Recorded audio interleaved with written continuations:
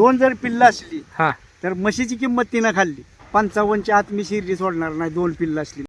नमस्कार बाबा. नमस्कार. तुमचं नाव आणि ह्या गावाचा पत्ता सांगा. दशरथ अण्णा खताळ, बर मुक्काम वाघ मोडेवाडी, पोस्ट गोंदवले बुद्रुक, कोण? तालुका मान, जिल्हा सातारा. बर मला सांगा बाबा, आता आता शेळ्या बघितल्या आपण, तर कित्येक वर्षापासून हा व्यवसाय चालू आहे? मी शाळेतनं पहिलीतनं निघालो, हा. अज्ञान वयापासून ह्याच व्यवसायामध्ये आहे. म्हणजे पहिली शाळा केली त्यानंतर जे सुरू केलं ते अजून सुरूच आहे? नाही सुज्ञान झाल्यापासून ह्याच व्यवसायामध्ये. बर बर बर. आता मला सांगा, सुरुवात करताना कशा पद्धतीने केली होती? कित्येक शेळ्या किंवा काय? लहान वयापासून वडील बकऱ्याकडे आणि मी शेरडाकडे. बर. थोरला भाऊ शेतीत बैल घेतला आणि शेती करू लागला. बर. कित्येक शेळ्या घेऊन सुरुवात केलेली? 10 शेळ्यापासून. 10 शेळ्या आणि 10 शेळ्यापासून मी राखतोय. बर. आणि ही शेळी माझी इकडची नाही, ही घरची आहे. हा. घरची म्हणजे कशी की ही माझ्या जन्माच्या अगोदरपासून ही जी उत्पन्न जी आहे ना हा. त्याचीच वाढवीत मी गेलेलो आहे. बर बर बर. म्हणजे एकत्रीची काहीच नाही? एकाच काही सुद्धा नाही. म्हणजे आता तुमचं वय किती आहे? माझं वय 2 कमी 70. होय. म्हणजे जवळपास 70 वर्ष झाली तुमच्याकडं तीच खाण आहे म्हणायचं? हीच दावण? एकत्रीचं जनावर नाही? एकच मी ठेवलंच नाही. बर. आपण मी एकलपाया माणूस, झाडावर जर वर चढलो ना तर हीच पिकाला शिराय जाणारी वस्तू नाही माझ्याकडे. होय. नाही तिचा मागच येणार.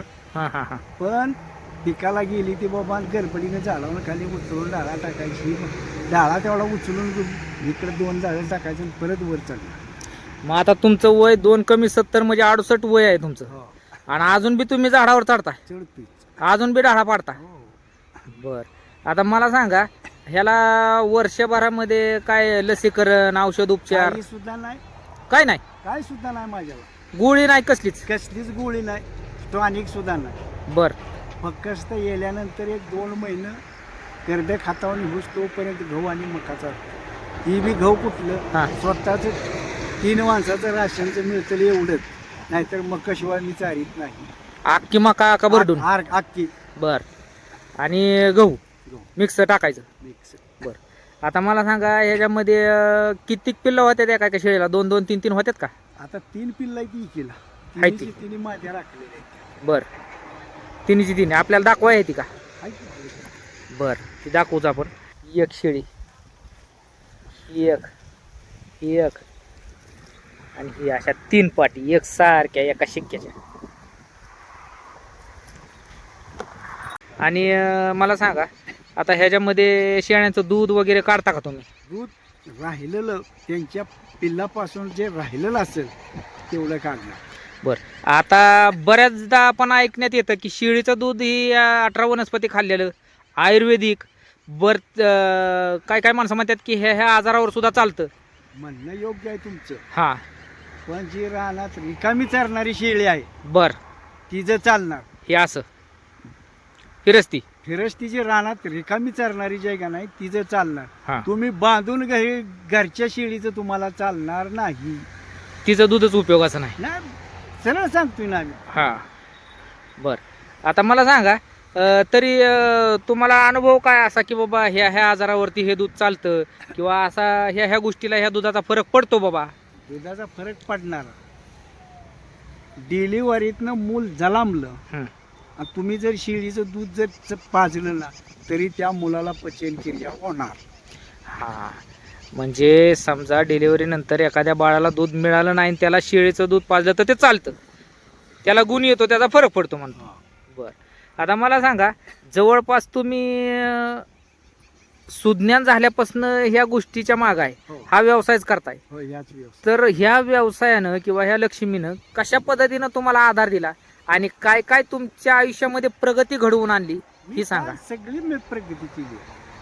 लग्नाला मुलीच्या खर्च ह्याच्यातला, पाईपलाईन, शेतीला भांडवल, ही सगळं माझं ह्याच्यातलंच. बर. आणि अशी काही गोष्ट नवीन सांगाल की बाबा ह्या शेळ्यांच्या पायावर करून दाखवली आपण? हो, शेळ्याच्याच पायावर. जमीन घेतली किंवा काय? नाही, जमीन नाही. उगीच आपलं कशाला बळी जाय मोठी सांगायची नाही. बर. मुलीचं लग्न केलं या शेरडाच्या पैशावर. हा. बाकीचं काही सुद्धा नाही. बर. आता मला सांगा सरासरी वर्षाकाठी ठोकळ आपण बघतोय की 4-5 शेळ्या आहेत, पण सरासरी वर्षाकाठी काय उत्पन्न आहे 1 बरं लाख ते 1.25 लाख ह्या 4 शेळ्यातच? 4 शेळ्या, बाकीची काही सुद्धा नाही. बरं. उगाच आपलं बळी जे मला ती लबाड तसलं बोलणं मला पटत नाही. आणि पिल्ल कितीक दिवसानंतर विकता? 4थ्या महिन्यात. 4थ्या महिन्यात. सरासरी पिल्लू कितीक रुपयाला जाते? पिल्लू साधारण 13-13.5 पर्यंत जाते. उगीच आपलं 15चं 16चं सांगून त्याला काय करायचं. बरं. आणि आता बघतोय आपण की तुमच्या मागं जिथं लावल तिथं शेळ्या चरतात. कुठं दहनात कोणाच्या पिकात जायचा विषय नाही, काय नाही. दानाला हे बघा, शेवटी माणूस बोलणारा माणूस आहे. बरं. बांधान जर चाललं तर हरभऱ्याचा ढाळा उपटून घेते हो किंवा ऊस गाजर एखादं उपटून घेऊन माणूस खात जाते. हो. मग ही तर मुक चित्रा पाहिजे. बरं. ते एखादं जाणार की शेंड्याला जाणार की, पण शक्यतो एवढं नाही. आता मला सांगा, सध्याच्याला आपण बघतोय की नोकऱ्यांचं प्रमाण कमी झालंय, शिकून मुलांना नोकऱ्या नाहीत, बेरोजगार आहेत. मग अशा मुलांसाठी तुम्ही काय सांगाल की बाबा हा व्यवसाय करण्यासारखा आहे का? ज्याला करायचा आहे, म्हणजे ज्याला लाज सोडून व्यवसाय करायचा आहे ना, त्याचा हा व्यवसाय. ज्याला राग आणेल, ज्याला राग सहन होत नाही ना, त्याचा हा व्यवसाय नाही. बर. फिरून चारायचं म्हणलं तर लाच सोडून दिली पाहिजे. हो, राग नाही पाहिजे त्याला. बर. आणि समजा एखाद्याला जर बंदिस्त करायचं म्हणलं तर तरी चालतंय. परवडू शकतं? हो. सुरुवात करताना किती घेऊन केले पाहिजे तुम्हाला काय वाटतंय, अनुभवी पर्यंत? ज्याला बंदिस्त शेळ्या करायच्या त्या, हा. त्यांनी बाजारातल्या माद्या आणायच्या, मोठ्या शेळ्या आणायच्या नाहीत त्या. मग पठरा आणायची. बारक्या पाटी हा. आणायची, त्याची 4 महिन्यानंतर तो नर आणायचा आणि त्याच्यात सोडायचा. बर बर. आणताना एक 7-8 महिन्याच्या पाट्या आणायच्या हो. आणि एक 4-5 महिन्यांनी म्हणजे वर्षाच्या पुढे आपला त्यात एक नर आणून सोडायचा. 8-9 महिन्याच्या पाटी झालेल्या असल्या का नाही, बर. तिथून पुढं तो नर आणून सोडायचा तुम्ही. हा. तोपर्यंत नर त्याच्यात दावायचा सुद्धा नाही. हा. मग त्यावेळेला त्या शेळ्या बऱ्यापैकी परिपक्व आणि तयार होत असतील. बर. तिथून पुढे तुम्ही उत्पन्न त्याची राखीत जावं. आता तुम्हाला काय वाटतंय की बाबा आपण आता हे म्हणतोय का आपलं गरिबाची गाय म्हणतात ह्याला, हो. बरोबर? आणि ह्याच्यामध्ये पैसे गुंतवले तर ती बरीच माणसं म्हणतात की दुप्पटच होतात. नाही होते तेच. मग बरीच जण म्हणतात की आपण बँकेत ठेवलं आणि FD केली, कुठं कशात ह्याच्यात त्याच्यात म्युच्युअल फंड, कुठं काय काय नवीन लय बरंच आलंय. हा, ते आलं तर की मस्त, पण जो 2 नंबर धंदा करणारा वाल्याचं ती काम आहे. बर. ही गोरगरिबाचं काम नाही. हा. तुम्ही आता समजा सोसायटी ही असली, ह्याला देताच तुम्ही स्कीम काढली आणि त्या स्कीमचे तुम्ही घेतल्या, तरी पण त्याच्या माद्या घेऊन शिना ठेवा. शेळ्या घेऊन जर ठेवायचं म्हटलं ना, तर बुडीतच आला. म्हणजे नवाट फळकर अशा पाटी घेतल्या पाहिजेत आणि त्याच्यामध्ये एक 2-4 महिन्यानंतर नर आणून सोडला पाहिजे आणि तिथनं पुढे मग सगळ्या गोष्टी व्यवस्थित चालू. उत्पन्न तुम्हाला तिथून पुढे चालू नाही तर तोपर्यंत उत्पन्न तुमची घटत. बर. म्हणजे वाढवीत न्यायचं. बर, ठीक आहे. ही शिळी बघतोय भल्यापैकी म्हणजे लय मोठं माप आहे हिचं.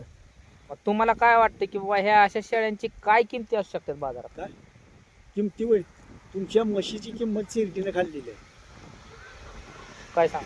हो, म्हशीची किंमत आता हिच्या पाठीमागे जर दोन जर पिल्ला असली, हा, तर म्हशीची किंमत तिनं खाल्ली. एका म्हशीची किंमत ह्या शिळीनं खाल्ली म्हणायचं. हो. तरी सरासरी काय किंमत आहे ठोकळ सांगायला गेलं तर? ठोकळ वय 40 ते 45, कटाकटी 50च्या आत. ही माझ्यापाशी जर असली ना 55च्या आत मी शिर्डी सोडणार नाही. 2 पिल्ला असली मागं म्हणजे 55,000च्या आत. मित्रांनो, व्हिडिओमध्ये दिसताना तुम्हाला एखाद्या वेळेला म्हणजे कमी दिसत असेल, पण बरंच मोठं माप आहे या शेळीचं. भरपूर अशा मोठ्या मापातली ही शेळी मला दाखवण्याचा प्रयत्न करतो सगळ्याच गोष्टी. 2-3 पिल्लं होती ती का? बर.